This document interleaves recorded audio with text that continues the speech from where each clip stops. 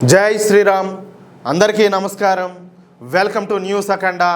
నేను మీ కస్తూరి శ్రీధర్. మిత్రులారా, ఆప్ నేతల డబుల్ స్టాండర్డ్స్ ఇప్పుడు అడ్డంగా బయటపడిపోయినాయి. దేశ రాజధానిలో రచ్చ చేయడానికి చూసినటువంటి దేశద్రోహుల కుట్రను పంజాబ్ పోలీసులు చివరి నిమిషంలో భగ్నం చేశారు. ఇప్పుడు ఆప్ నేతలకు ఏం చెప్పాలో అర్థం కాక చివరకు అమిత్ షా గారిపైనే విమర్శలు చేస్తూ తప్పించుకునే ప్రయత్నం చేస్తున్నారు. సరే, అసలు ఈ మొత్తం వ్యవహారం వెనక ఏం జరిగింది, వీళ్ళ అసలు రాజకీయ రంగేంటో తెలుసుకోవాలంటే మనం ఒకసారి గతంలోకి వెళ్ళి చూడాలా. 2011 ఏప్రిల్ 5వ తేదీన ఢిల్లీలోని జంతర్ మంతర్ దగ్గర అన్నా హజారే గారు ఇండియా అగైనెస్ట్ కరప్షన్ పేరుతో అవినీతికి వ్యతిరేకంగా ఒక పెద్ద ఉద్యమాన్ని మొదలుపెట్టారు. బహుశా మీకు అందరికి కూడా గుర్తుండే ఉంటది. ఆనాటి కాంగ్రెస్ పాలన, అలాగే 2G స్పెక్ట్రమ్, కామన్వెల్త్ కుంభకోణాలతో విసిగిపోయినటువంటి దేశ ప్రజలందరూ కూడా ఆ ఉద్యమానికి ప్రత్యక్షంగాను అలాగే పరోక్షంగా అండగా నిలబడినారు.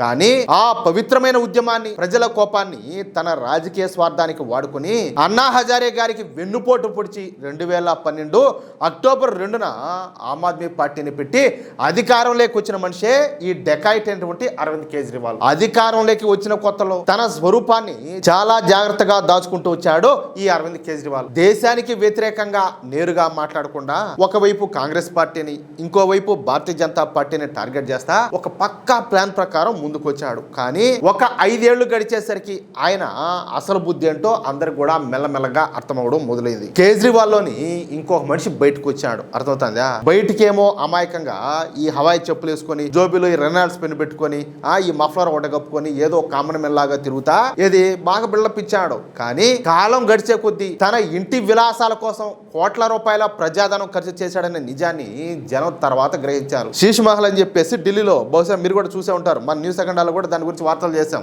ఆయన విలాసాలు ఏంటో, ఆయన వైభోగాలేంటో ప్రజలందరికీ ఆ తర్వాతే తెలిసింది. కేజ్రీవాల్ నిజ స్వరూపం ఏంటో తెలుసుకోవడానికి ప్రజలకు కొంత టైం అనేది పట్టింది. కేజ్రీవాల్ లాగే తన విషయంలో కూడా జనం గుర్తించడానికి కాస్త టైం ఏమైనా పడుతుంది అనుకున్నాడో ఎట్లా మరి. ఎవరు ఈ కేజ్రీవాల్ శిష్యుడు అభిజిత్ దీప్కే విషయంలో మాత్రం అంత సమయం అయితే పట్ల. తాను నిరసన కార్యక్రమం చేస్తా ఉన్నప్పుడే అతనిలో ఉన్నటువంటి డబుల్ స్టాండర్డ్స్ అన్ని కూడా అడ్డంగా బయటపడిపోయినాయి. 24 గంటలు కూడా తినడం, తాగడం, జల్సాలు, పార్టీలు చేసుకోవడం, ఎవరినో ఒకరిని తెచ్చి ముందు పెట్టడం వీళ్ళకి బాగా అలవాటైపోయింది. మొన్నటికి మొన్న సోనం వాంగ్చుక్ లాంటి వాళ్ళని తెచ్చి ముందు పెట్టి డ్రామాలు ఆడించారు. చివరికి ఇప్పుడు ఆ సోనం వాంగ్చుక్ పేరును కూడా వీళ్ళు ఎత్తట్లేదంటే వీళ్ళు ఎలాంటి నాటకాలు ఆడతారో ఎలాంటి వ్యక్తులు స్పష్టంగా అర్థం చేసుకోవచ్చు. సరే, ఇదంతా కూడా ఎట్టుంచితే మరోవైపు ఎలాగైనా సరే బీజేపీని ఓడించాలి అనేటటువంటి ఒకే ఒక అజెండాతో కొత్త రాజకీయాన్ని మొదలుపెట్టారు. నిన్న పంజాబ్ పోలీసులు 9 మందిని పట్టుకున్నారు. వాళ్ళలో 4 మైనర్లు కూడా ఉన్నారు. సరే, పోలీసులు చెప్తున్న దాని ప్రకారం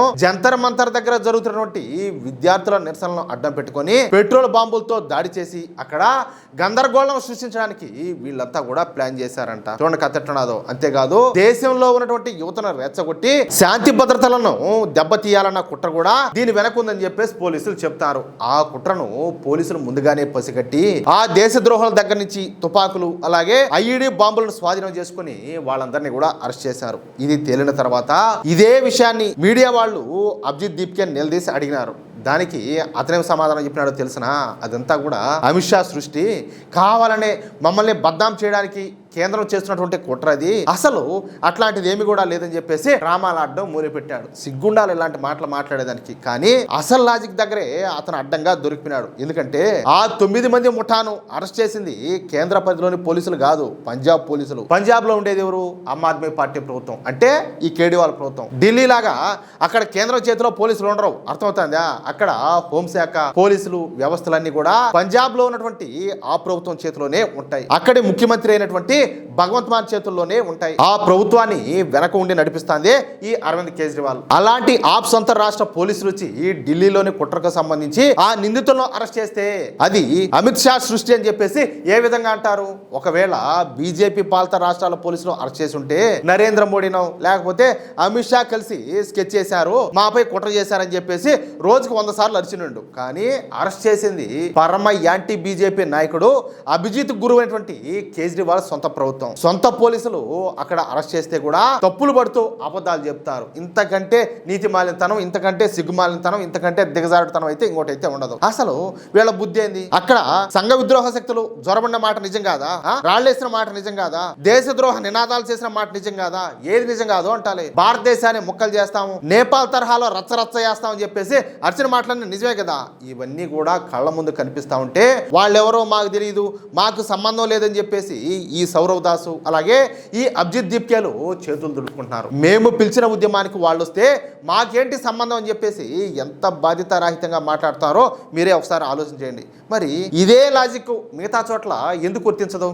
నేను ఈ మాట ఎందుకంటున్నానంటే, దేశంలో లక్షలాది మంది విద్యార్థులకు నీట్ పరీక్షలు నిర్వహించేది ఎన్టీఏ సంస్థ. మరి ఆ పరీక్షల్లో ఏ చిన్న లోపం వచ్చినా కేంద్ర విద్యాశాఖ మంత్రి రాజీనామా చేయాలని చెప్పేసి అడిగినారు కదా. మరి ఆ లెక్క ప్రకారం చూస్తే ఏది వీళ్ళు చెప్పే లాజిక్కే. మీరు పిలిచిన ఉద్యమం పేరుతో దేశద్రోహులు వచ్చి బాంబులు పేల్చాలని చెప్పి చూస్తే ఆర్గనైజర్లుగా మీకు నైతిక బాధ్యత ఉండాలా వద్దా? సమాధానం చెప్పాలి కదా. ఇంత క్లియర్ గా ఆధారాలతో సహా విషయం బయటపడిపోయిన తర్వాత కూడా ఇంకా ఎవరైనా వేరేలా మాట్లాడితే దానికి సమాధానం చెప్పాల్సింది మనం కాదు, ప్రజలు చెప్పాలా. ఎందుకంటే వాళ్ళన్నీ కూడా కళ్ళారా చూస్తున్నారు కదా. దేశాన్ని ముక్కలు చేయాలని చూసేటటువంటి ఈ కేజ్రీవాల్ లాంటి కుట్రదారులను అలాగే వాళ్లకు కొమ్ముగాస్తూ మాట్లాడేటటువంటి ఈ కాక్రోచ్ గాళ్లను ఈ దేశ ప్రజలు జాతీయవాదులు ఎన్నటి కూడా క్షమించరు. అది అసలు విషయం. అయితే మిత్రులారా, ఈ న్యూస్ కనుక మీకు నచ్చినట్లయితే వెంటనే ఈ వీడియో లైక్ చేసి మీ మిత్రులకు అందరికి కూడా షేర్ చేయండి. అలాగే ఈ వీడియో పైన మీ అభిప్రాయం ఏంటో ప్రతి ఒక్కరూ కామెంట్ చేయండి. అలాగే ఇంతవరకు మీరు కనుక మన ఛానల్ని సబ్స్క్రైబ్ చేసుకున్నట్లయితే ప్రతి ఒక్కరు కూడా మన ఛానల్ని సబ్స్క్రైబ్ చేసుకోండి, సపోర్ట్ చేయండి ప్లీజ్. జై శ్రీరామ్, జై హింద్, భారత్ మాతా కీ జై.